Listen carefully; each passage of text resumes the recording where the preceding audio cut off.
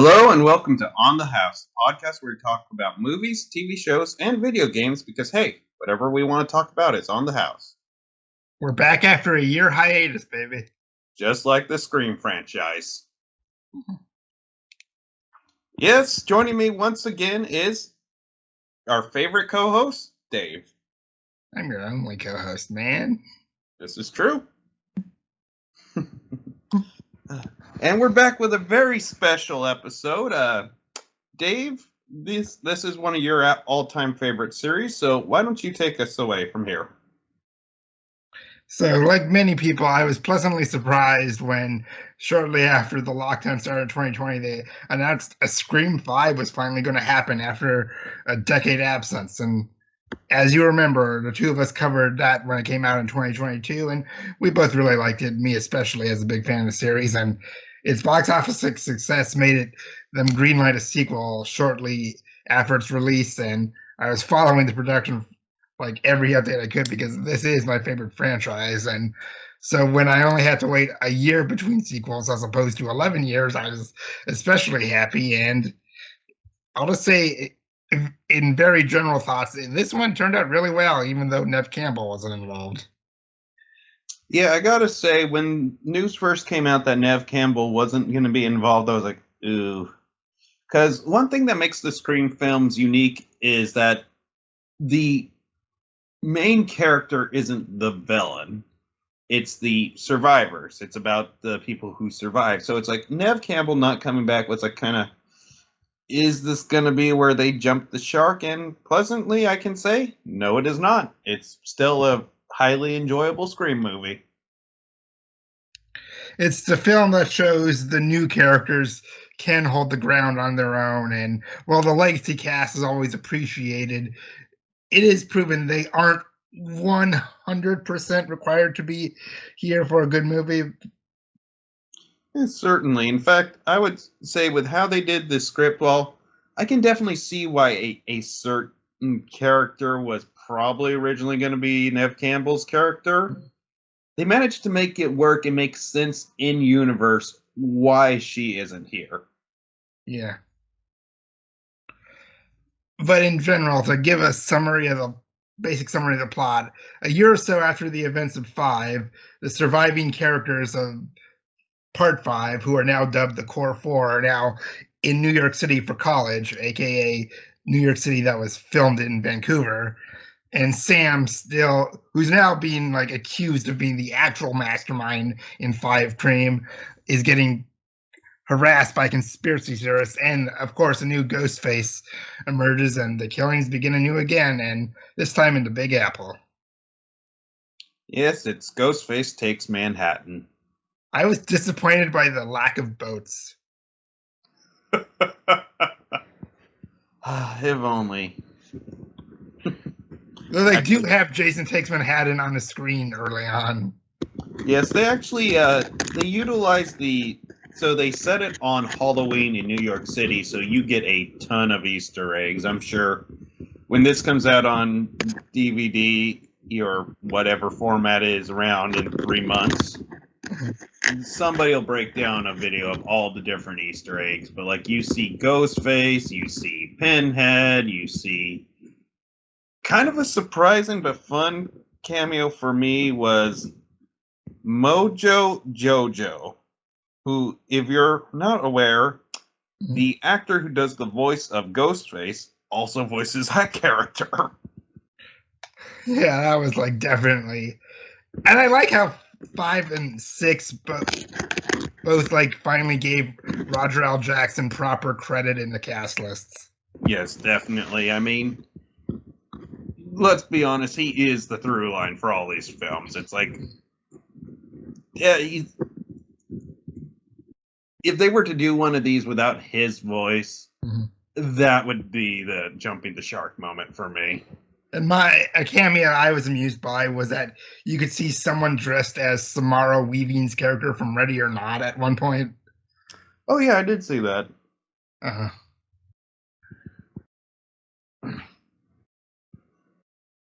But overall, Dave, how would you say the New York City, I mean, that's definitely been the big marketing for this film. How do you say they utilize the setting for this?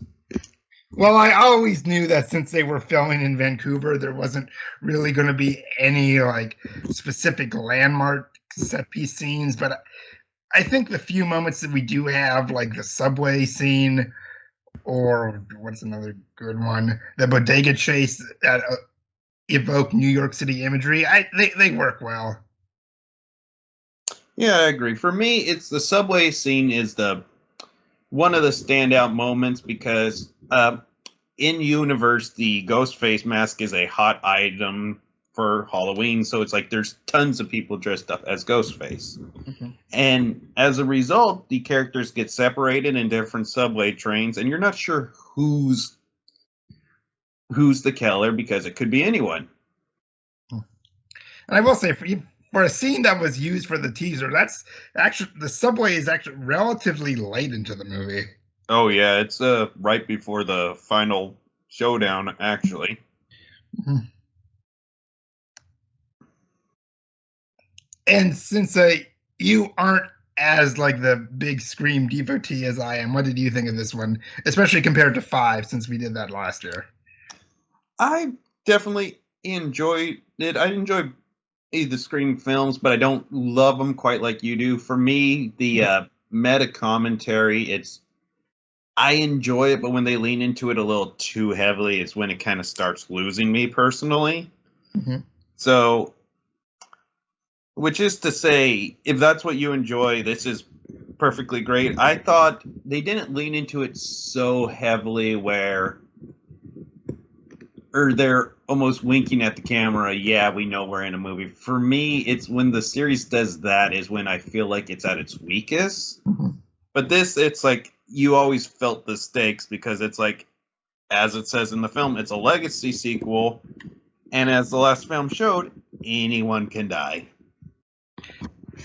One thing I can appreciate right off the bat is that finally, this is the first sequel that really acknowledges the other sequels. Like, they never retcon themselves, but they only ever care to talk about one in the past.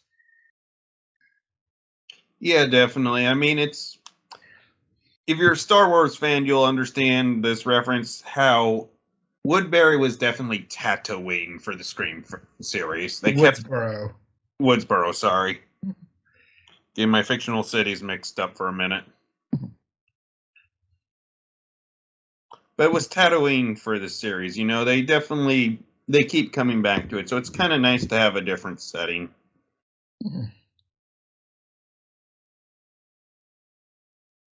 And how all the sequel killers were finally acknowledged by name with a lot of returning profs. Even. Mm-hmm. But overall, like, who did you think gave the best performances in the cast? I mean, I would definitely say the core four are definitely the stands out of the series. I mean, to be expected at this point.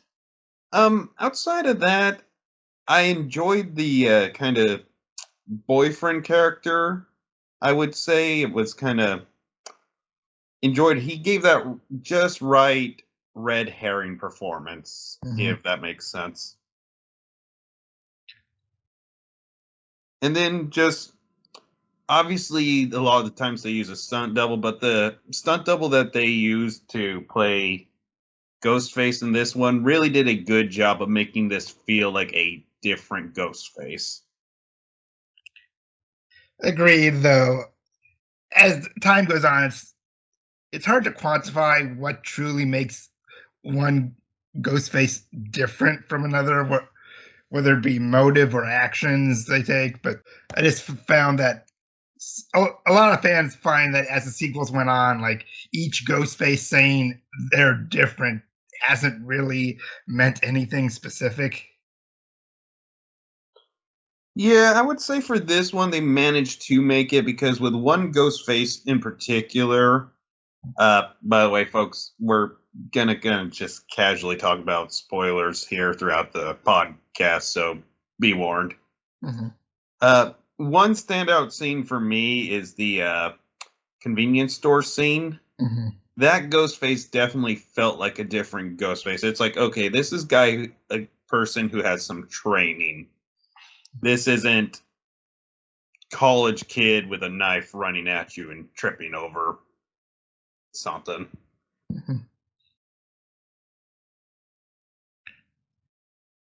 Yeah, just it's almost surreal to see Ghostface using a gun prior to a climax of one of these. Mm-hmm. And also, that's the first time in the series they killed off random nameless characters. Yeah, I was gonna say, in this one, Gail has a boyfriend who shows up, and it's like he shows up, and as soon as he was on screen, I was like, oh well, kill count just got another one added to it. Like the thing about the movie is the body count is decently high, but the body count of named characters is relatively low. Mm-hmm.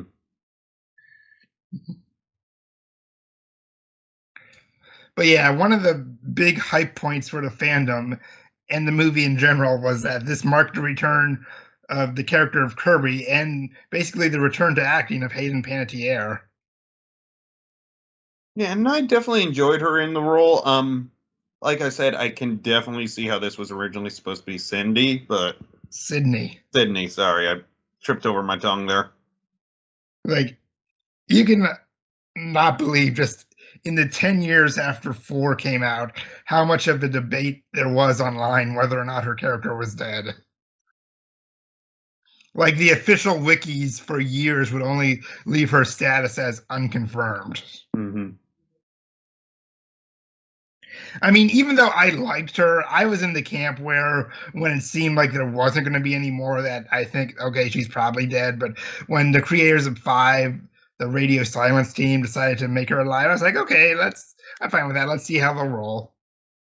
Yeah, for sure. I think for all intents and purposes, originally she was supposed to be dead, but they left it open enough just in case Wes Craven decided to do some sequels, which unfortunately never did happen.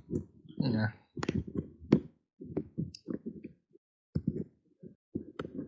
I mean, they did have a second trilogy in mind when they did 4, but of course that underperformed, which is so weird now considering how well the first 3 and now 5 and 6 did.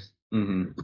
I personally think it might have just been a result of at that time we were getting like the Prom Night, Nightmare on Elm Street remakes that were just the slashers coming out at that time were not very good.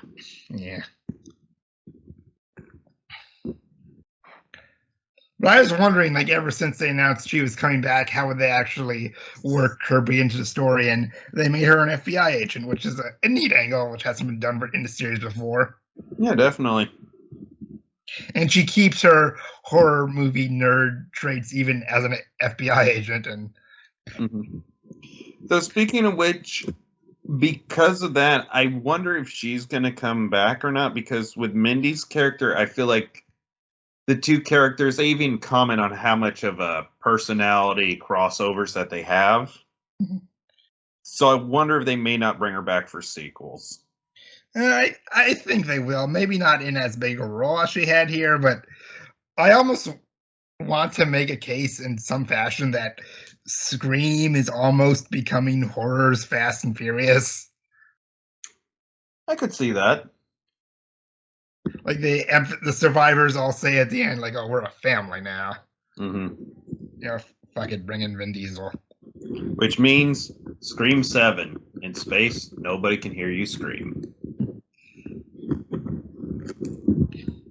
But one thing I will say I kind of like in 6 more than 4 or 5 was that in terms of the new characters, they avoided doing this thing that I noticed the prior 2 movies were kind of doing, where 4 and 5 kind of made all the new characters movie geeks in a way. Like they almost try to make Randy into everybody, but here they avoided that with the new characters. Oh, yeah, definitely. I mean, that was a criticism I kind of had with 5 of everybody's into this stuff versus just 1 or 2. I mean, you can tell that since the second film, they've definitely regretted killing him off. Yeah.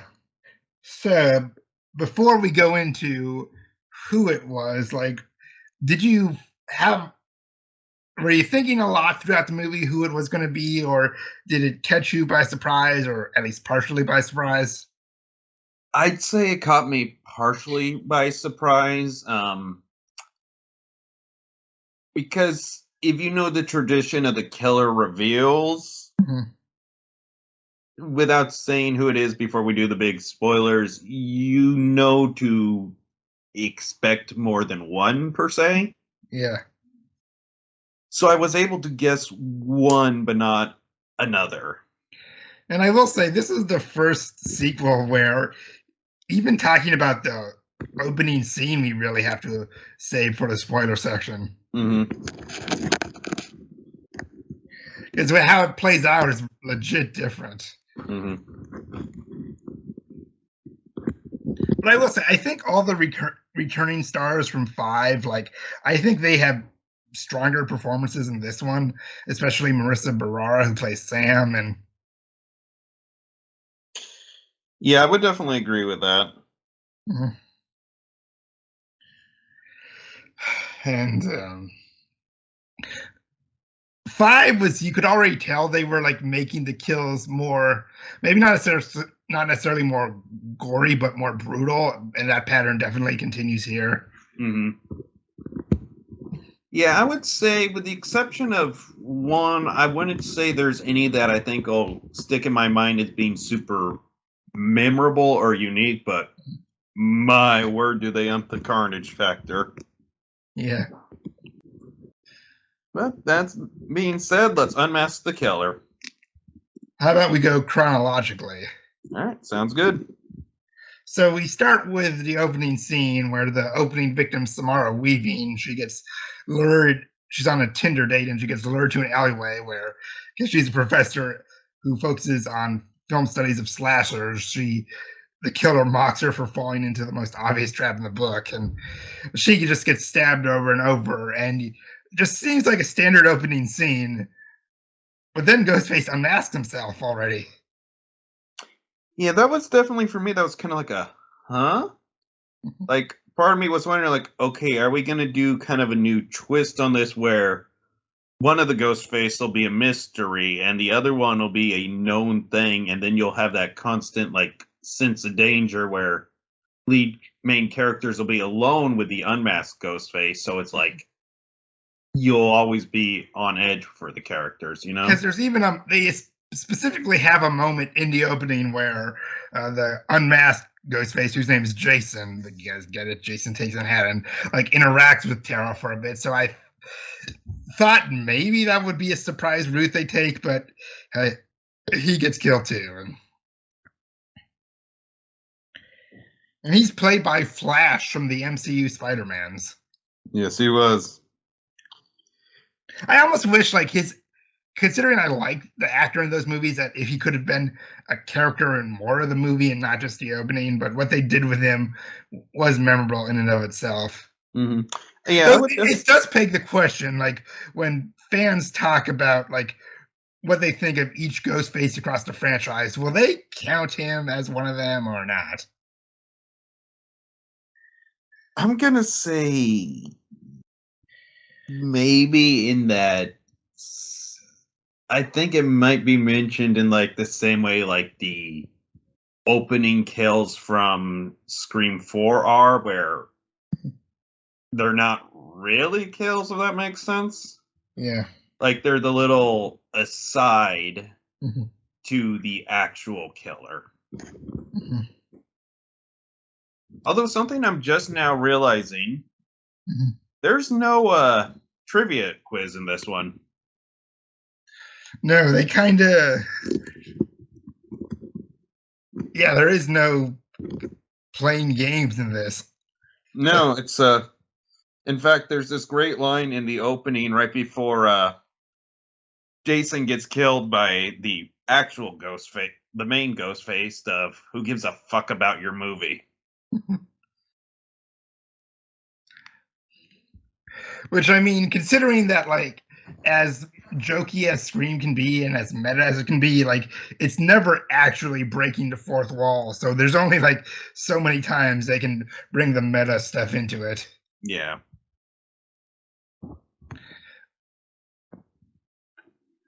Though prior to the release, I was 2/3 right in my calls of who the killers were. Like I called Detective Bailey and that Ethan kid. Yeah. Yeah, Detective Bailey was the one that I called just because of okay, so if you've seen this, if you're still listening to us now, you've either seen the movie or you don't care to see the movie. You just want to hear our reactions, which, hey, thanks for sticking around. But when Especially after a year absence. exactly, but with there being like the shrine and everything, it's like, okay, it has to be him. No other character could have had access to all this stuff, which even in universe, yeah, he probably wouldn't have had access to all this stuff, but you can squint and make it work, you know? I mean, even considering the idea that corrupt cops across the country were willing to sell this, you'd still need a pretty penny to get all of it, I assume. Oh yeah. And considering like the shrine's location is actually an abandoned theater in New York City, just how loaded are these killers? Well, I think they did mention that the opening killers were the ones who got the theater. Actually, the monologue after the reveal is kind of convoluted, but it belonged to Richie from Five, and they just put it under the opening killers to throw the trace off of the. Oh, okay. I misunderstood that then. But yeah, it's kind of the motive this time is sort of the mastermind of Scream 2's motive, but to an umph degree, it's Richie's entire family taking revenge. Mm-hmm. Which early on, the roommate character mentions, yeah, after my brother died, my parents became very helicopter, and it was like, okay, I can see where the motive's coming from. It's going to be a previous Ghostface. I didn't know quite which one, but it makes sense which one it was, as given the characters who are in this one. And I just love the running gag they had where everybody constantly, more than once by more than one people, was accusing Ethan and saying how obvious it was him, how he had to be one of the killers. And he just was. Like, there was no trying to pull a fast one on you. Exactly. But it was like how obvious he was practically treated as a joke in universe. And Yeah. Now that being said, one killer's reveal I did not see coming, and that's because they did a very good job faking you out with her. By that I mean you're counting her as part of the body count. which I mean, the movies have pulled that trick before, but they usually have the fake death be in the final act. Yeah, I mean it's one thing to have the character die 10 minutes before the reveal, but at the 1/3 mark, it's like, oh geez. And also, like Ethan was played by Jack Champion, who was recently known for being in Avatar 2.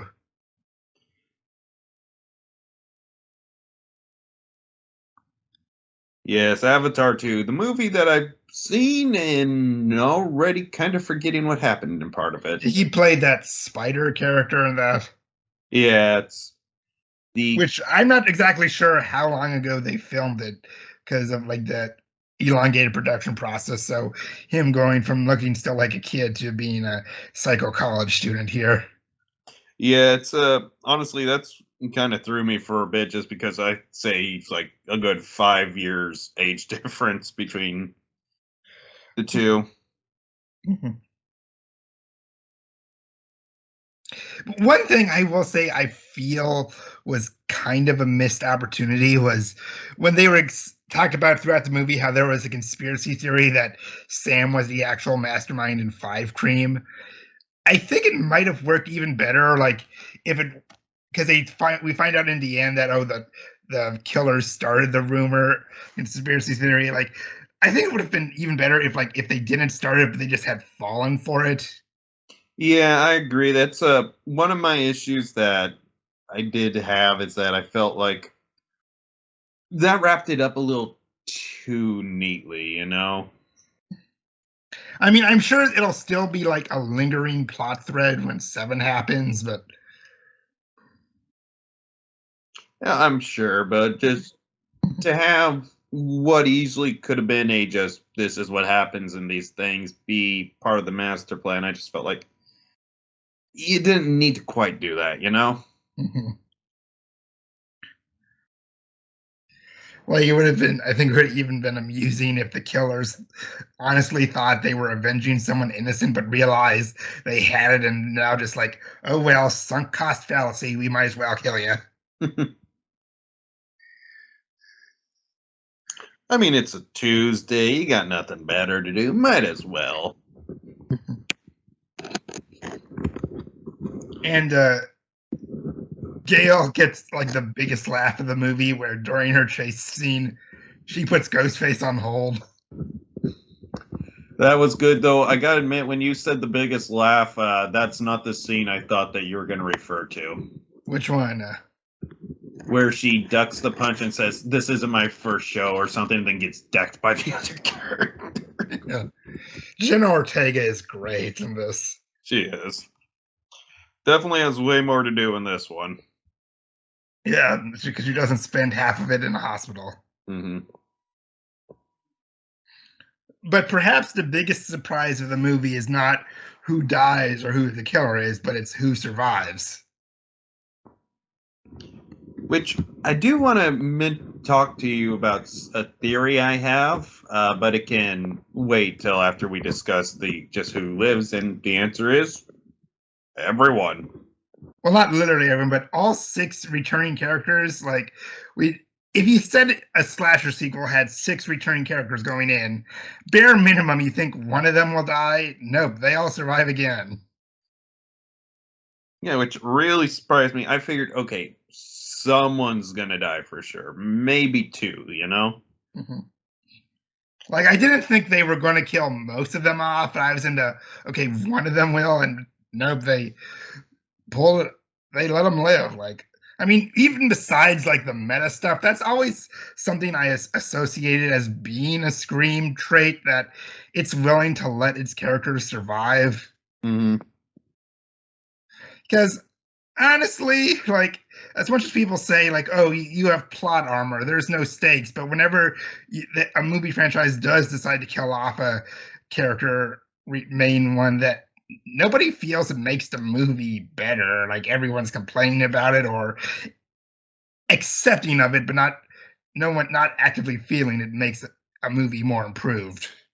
Yeah, it's like people are more, unless it is for sure going to be the last entry. People tend to not like it. I mean, like, everybody hated when Halloween 5 killed off Rachel, when Halloween 6 killed off Jamie, when Halloween Resurrection killed off Laurie. Thankfully, the new timeline brought her back. And nobody really liked seeing Nancy go in Dream Warriors. And To the point where another timeline she's brought back. Seems to be a pattern with these films.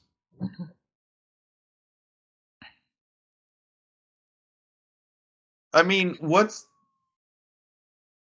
take the fourth Nightmare on Elm Street. I mean, most people admit it's a good thing, but everybody is upset with how it starts.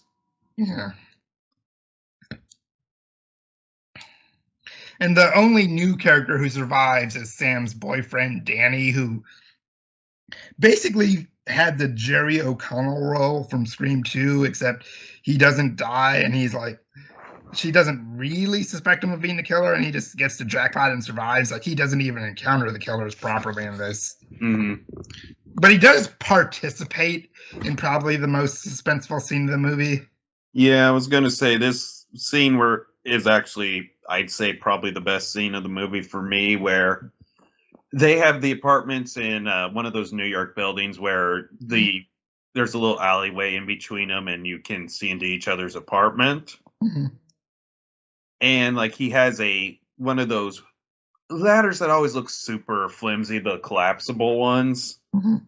and he has it across the alleyway so that they can escape, and that is a really good scene because only one of them can cross at a time. Ghostface is breaking down the door trying to get in. Mhm. Our returning characters make it. The third one, unfortunately, does not, which I'll be honest, at the time I thought she was going to be the killer reveal. So, like, when she didn't make it, I was like, oh, I called that one wrong.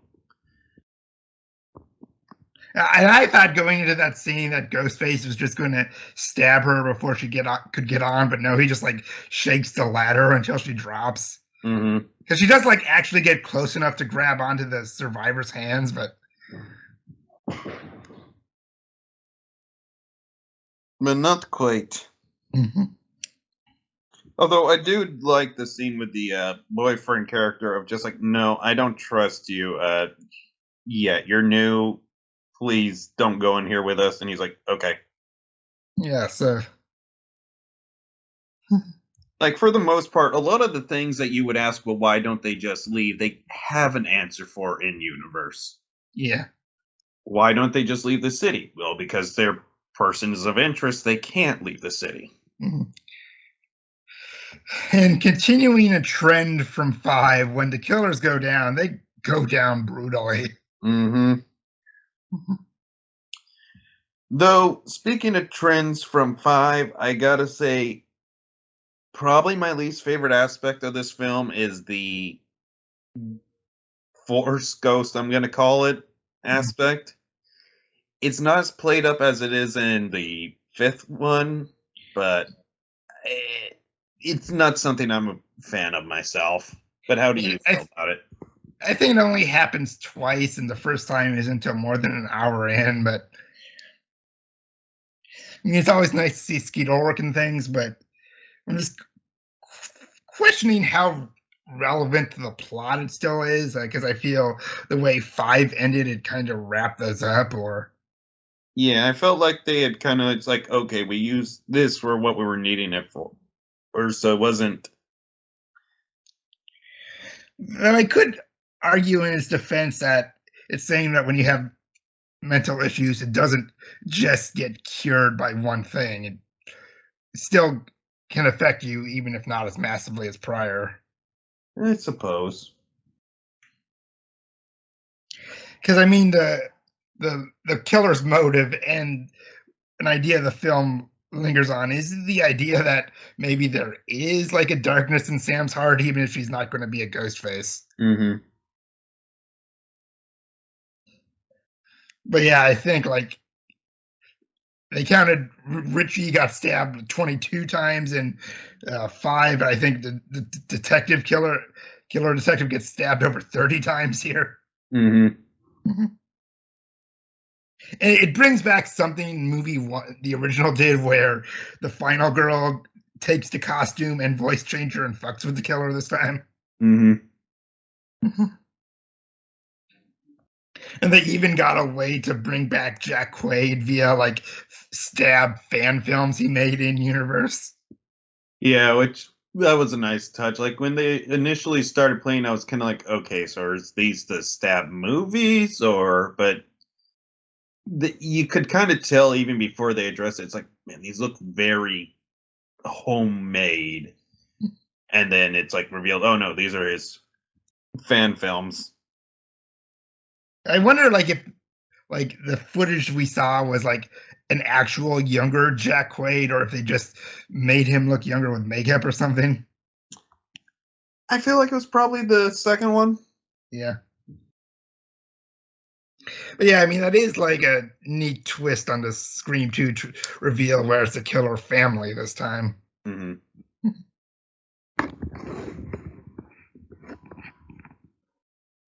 And I do like the moment where he points out like there's no bond stronger than a father and his eldest son, and they just cut to a shot of the younger son. Yeah, I was wondering if he was going to stab his dad after that. Like, I was wondering if that's what they were saying that shot up for.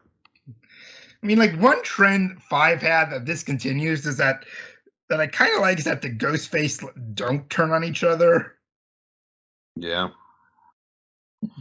And there is this one thing I did like about these ghost faces when you have the multiple ghost face and they do kind of that knife sheath move that they do where they wipe the blood off and have that noise.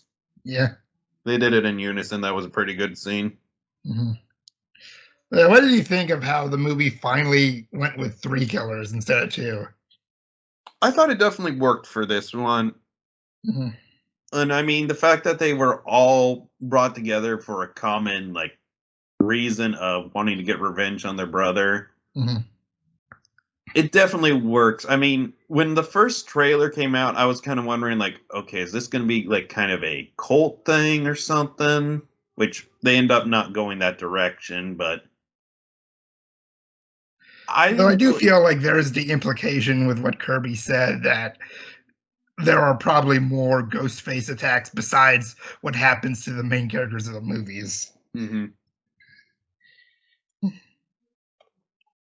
But okay, officially a 7 hasn't been greenlit yet, but it's gonna fucking happen. So, what do you want and/or expect to be in the next film? And I'm just assuming 7 will be like the conclusion to a trilogy, but if not, but either way. Yeah, I think even though it hasn't been greenlit, they've more or less confirmed that the third one will be that this thing's planned as a trilogy. Yeah, they once again do the right after the fade to black. There's a quick flash of Ghostface as a way of like having a sequel hook without actually having a cliffhanger. Mm-hmm. A tradition in the series.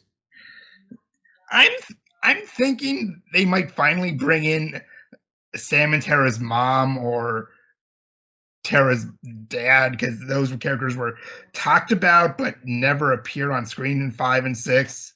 Mm-hmm.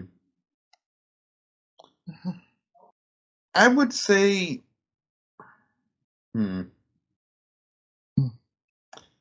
Part of me wonders because like they kind of hint at, you know how originally in Scream 3 it was going to be that Stu was actually alive, Yeah. and they kind of there's this quick line about it's like, and this is the TV that killed Stu if you believe he's actually dead, like kind of as a wink, but it's like I really hope they don't go that direction. Yeah, I don't think they will. I think that line was to specifically make fun of the people, of the surprisingly more than you would think amount of people who sincerely, for both 5 and 6, thought that was going to be the case. Like, back when 3 came out, that was like only 2 or 3 years, but it would be 20. It's been 25 years in universe now. Like, if he was still alive, that would be a discussed thing. Yeah, for sure. It's like even if they had done it in 3 like they were originally planning on, I think it would have been a stretch, but still, at this point, it's like, come on. And also, like, Matthew Lillard's a great actor and Stu's a memorable character, but I think part of the point of him was that his character is an idiot. I cannot imagine him as the mastermind of something. Peer pressure, man.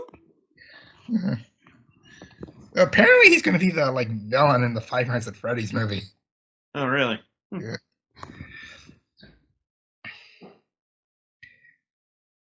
Do you think they'll keep the setting in New York or go somewhere else, whether or not it's Woodsboro? I feel like they'll go somewhere else. Now, I have a theory I kind of want to discuss with you. Sure, go ahead.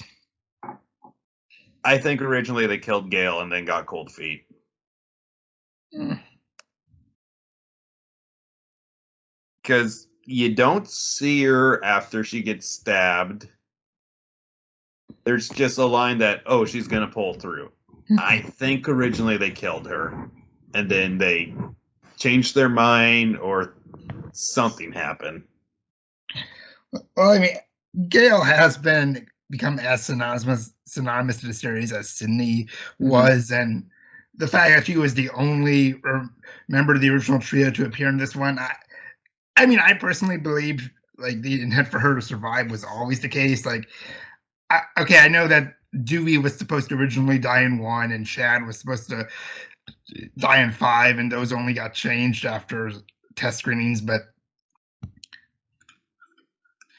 I think if this was going to be if she was going to die, she would have had like a bigger presence because I don't think she's really in the first act of this. Oh no, she's very much just I wouldn't say cameo, but She's only in about a special third of the guest. movie, I'd say. Yeah.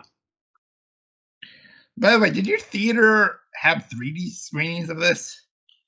It had so today there were like maybe a dozen screenings throughout the day. Mm-hmm. One of them was in 3D, but it's unless it's something like Avatar, I just don't have much of an interest in seeing something in 3D. It was so weird to hear it announced that there was going to be a 3D conversion of this. Yeah, I feel I like so from what I've heard from people who've seen that version, it's not half bad. Like, now one thing I will say I thought that they were gonna do that they even kind of discussed, ooh, wouldn't that be a good twist, is having one of the surviving characters be the killer. I mean, I can definitely see like how Kirby was a red herring, and I could buy people who believe she might have been the killer going into this, but like the core four, like none of them will ever be a killer. Like, I'm just my personal call right now. Like, Yeah, I agree. If they were gonna do it, they would have had to have done it in this one. as much as people say like it's been something that's never been done before by the series, and that's true, it's almost getting to a point where it would be too late to try that twist. Yeah, I agree.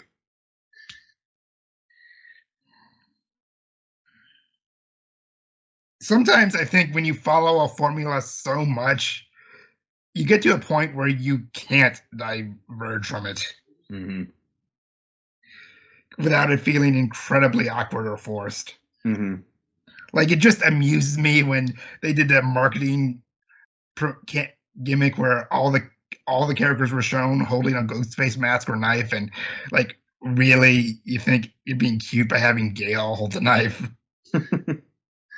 So I'm like, any stray thoughts or things you want to bring up, whether it be spoiler or not? I'm trying to think. I would say for me, just in terms of ranking the scenes in the movie, in terms of my favorite, I would say the ladder scene is one, the convenience store is two, uh, final showdown is three, and then opening scene I would put fourth. Yeah, those would all rank up there with me if as well. I'm not sure if I would put them in the same order necessarily. I mean, I do like how there are scenes in the movie where the characters just talk and have conversations, and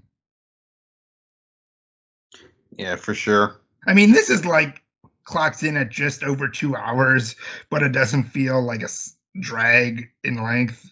No, honestly, Especially because slasher films like never go that long. yeah, when it got done, I just assumed it was like a 90-minute movie or so. I mean, there was precedent for this. Like Scream 2 is actually exactly 2 hours. hmm And I know it might have been a while since you've seen some of the others, but how would you rank the movie compared to the other Scream movies? So I'd still put the first one as the best of the series. Um, then I'd say I put five Scream, or 5 Cream. five Cream, five Cream. Two and this one are probably neck and neck, and then four, and I'm just not a fan of three. I will say, like, if you really like 2, like 6 does a good job at evoking the feel of that one specifically. hmm Between the college setting, even if it's not as pronounced, the motive, and just going bigger. Yeah, for sure. And also in this movie, you get to see a frat boy get tased in the nuts, which that's always a good time. Mhm. Like, one thing I'll say about this franchise is that it's not, they've avoided being sleazy. hmm I would say, like, I would consider Scream to probably be, well, every film is not evil, obviously, but it's maybe the most consistent in terms of quality Yeah, I mean, of slasher series. To be specific. yeah, they've never done something as jump the shark as, say, trying to, well, obviously this wouldn't apply for this series, but like replace the killer or something, you know? Mhm. Which might be part of the secret of why this series is able to kind of keep its quality over the other ones, where even with the best slasher villain, I feel like when you pump out sequels so quickly, Mhm. like there's a shelf life for it, you know? Mhm.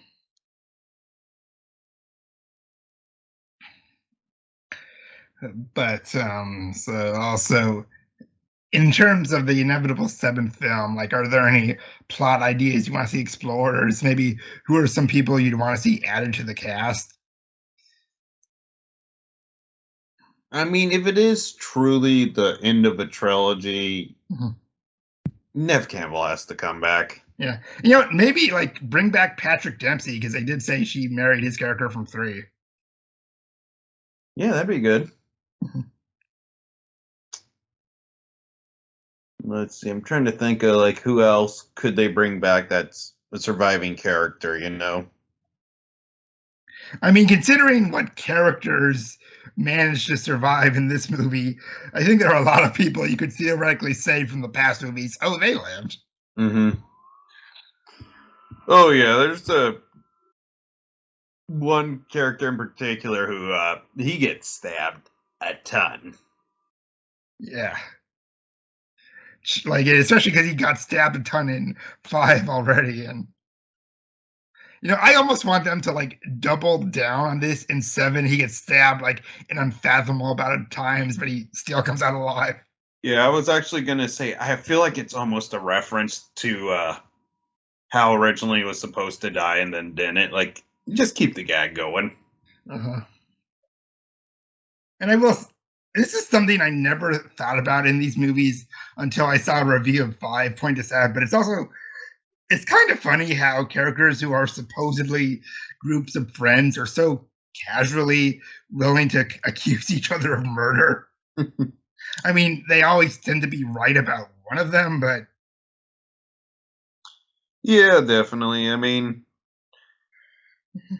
well, I think the twist of the core for one of them being the killer, like, could have worked in this one. After this, it's no. they're family now. Yeah, I was surprised, like going in, that the core four was a term they used in the movie and not just something a line the fandom used. I mean, like Sidney, Gale, and Dewey were never called the trio in the movies. Hmm.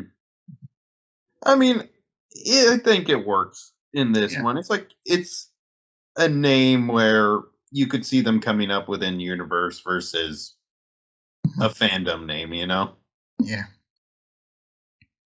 But yeah, I'm just so happy that Scream is like back now. It's a thing, and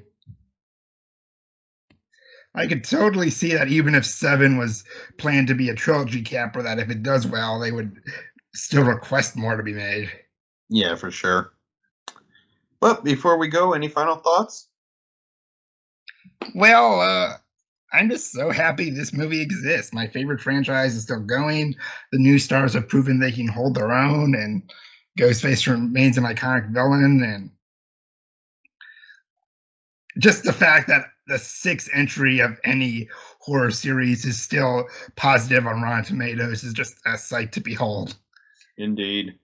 And I gotta agree, it was definitely a fun entry. If you enjoy these films, either as a hardcore fan or just a casual fan like myself, they're Mhm. definitely a fun time. You'll enjoy it. Mhm. That being said, if we're to pitch sequel ideas, Mhm. Ghostface in Europe. Like, I remember, like, when I watched the Dead Meat podcast talking about Halloween Ends, where they had that subplot of the old cop character wanting to go to Japan, and it made James Agency say, like, Man, I want to see a movie where Michael stalks Lori in Japan. And I was like, when I heard that, I was like, you know what? Fuck yeah, I'd want that. Yeah, that'd be good. But folks, thank you for checking out this podcast. It's definitely been way too long since we've been able to do one, but hopefully we'll have others coming in the near future for you. Be Yeah. sure to share your thoughts down below, and thank you for checking out this video. See ya.